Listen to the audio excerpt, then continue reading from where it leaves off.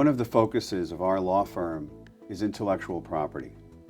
This involves copyright, trademark, non-disclosure agreements, and other sorts of rights that are not tangible. They're not things that you can hold.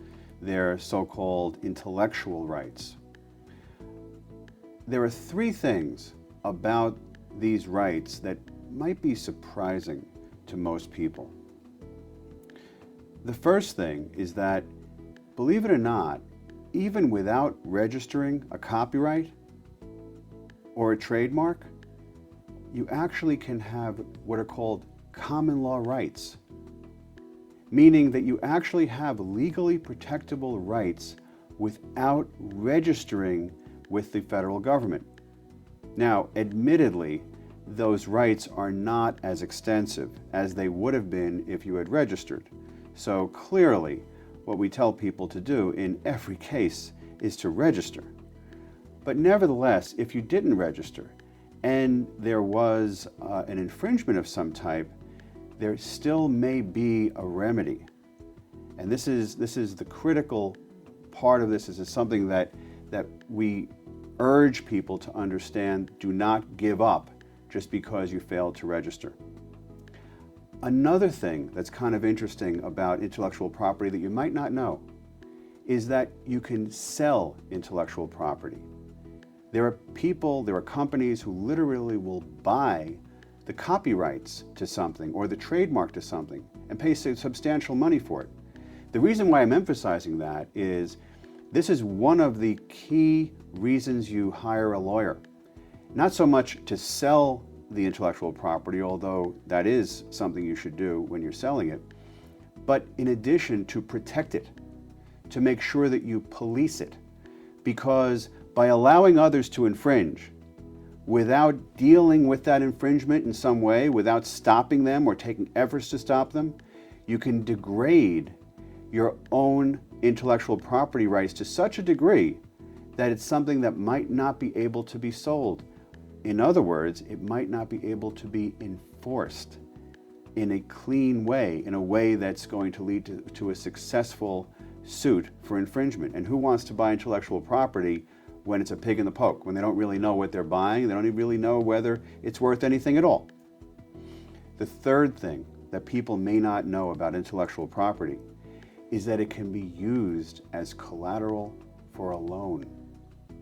Now, this may be something that you've not dealt with before, or it's possible that you deal with this all the time, but either way, it's something that we note because we have addressed it in a number of instances for clients. We find that when someone's trying to obtain a loan and they're asked to give collateral, frequently the collateral that they're being asked to give is something that's already encumbered. It's something that may not be worth what the loan value is worth, and therefore it may not serve as enough collateral.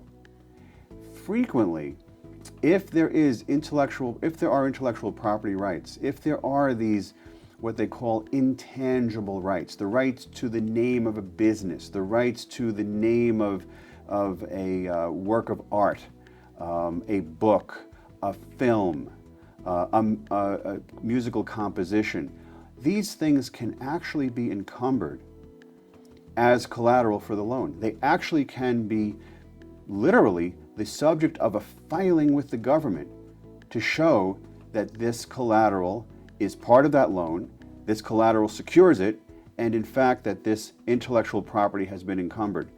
The interesting twist on that is that the reverse is also true. When you look at that and you will look to buy intellectual property, you're looking at the situation, you're saying to yourself, well, wait a minute, I can buy the intellectual property, it does have integrity, it was policed, all those things are there, but is it collateral for somebody's loan? And does anyone else have senior rights to me as a lien holder? So you put the two together and you say, if I'm going to buy the intellectual property, I want to do a search to see if there are any liens or any loans where this has been used as collateral. Intellectual property is often an overlooked aspect of a business. Intellectual property exists in almost everything. Almost every industry that you come across will have aspects of intellectual property. It can be as simple as the name of the company, the name of a product, the branding, the marketing materials that are created, the website. All of these are pieces of intellectual property, both ones that need to be secured in terms of obtaining the rights from your employees or from your licensees, as well as ones that need to be protected by obtaining trademark registration, copyright registration, protecting trade secret by ensuring that you have adequate contracts to maintain confidentiality. And then the last piece of it is enforcing those rights, making sure that you have everything lined up so that when someone does infringe upon your intellectual property rights, you can immediately get into court to stop them and to be made whole from the damage that's been caused. The ultimate point to all this is that it is critical that you retain counsel when you are dealing with complex issues involving intellectual property.